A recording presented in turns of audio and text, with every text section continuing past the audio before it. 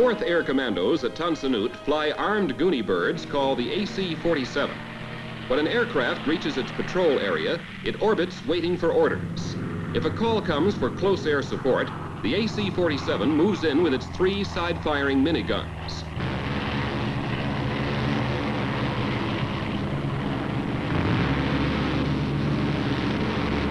Each gun fires 6,000 rounds a minute. The guns are easily reloaded. Cartridge size is 7.62 millimeter. The plane also carries its own flares for night attacks against the Vietcong. AC-47s support ground forces in all 4 military corps areas of South Vietnam. These strikes are in the Mekong Delta south of Saigon. While the versatile Gooney Bird adds new honors to its illustrious record of over 30 years service, an Air Force combat control team 8 miles southwest of Saigon jumps into an area infiltrated by the Vietcong to mark a zone for airdrop of a Vietnamese battalion. The team takes wind readings, sets up nav aids, marks the zone with panels, and radios information to the incoming aircraft, Air Force C-130s. Smoke bombs show wind drift direction. The team is also responsible for air traffic control over the drop zone. The C-130s each made 2 lifts with 80 Vietnamese troopers aboard. The C-130s are assigned to the Pacific Air Force's 315th Air Division. The control team is from the 8th Aerial Port Squadron, a unit attached to the 315th Air Commando Wing in Vietnam.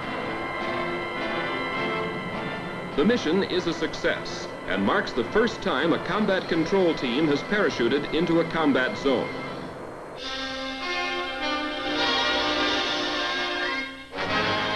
Skimming over the jungles in notorious Zone D, these C-123s of the 309th Air Commando Squadron have a unique assignment: defoliation. The spray materials used are harmless to humans, animals, soil, and water. On this flight, they are spraying the jungle to defoliate the areas around an Army Special Forces camp.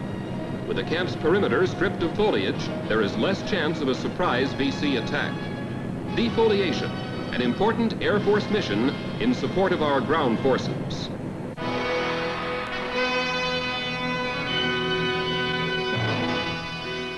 Danang is the 2nd largest city in South Vietnam, and the air base here is home station for numerous Air Force squadrons with a variety of aircraft.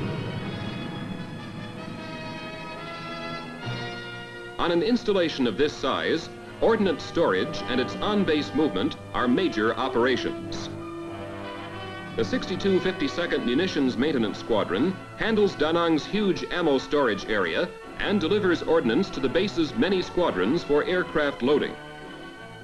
General-purpose bombs go into the bay of a B-57.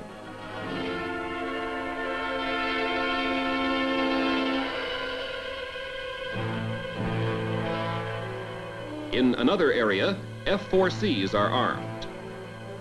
Because of the minimal ground clearance, it takes a side loader and special know-how to place the bottom bomb on the Phantom's wing rack. The reliability of ordnance delivered by our aircraft is dependent on its proper storage, careful inspection, assembly and handling, and correct loading. These are the responsibilities of the munitions specialist, professional airmen with an important role in the Air Force mission.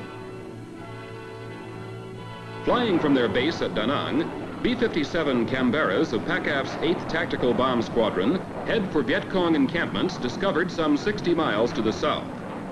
In the early days of the war, most Canberra missions were interdiction in North Vietnam. As the more sophisticated Air Force jets began flying north, the B-57s were assigned to close air support and striking Vietcong targets in the south.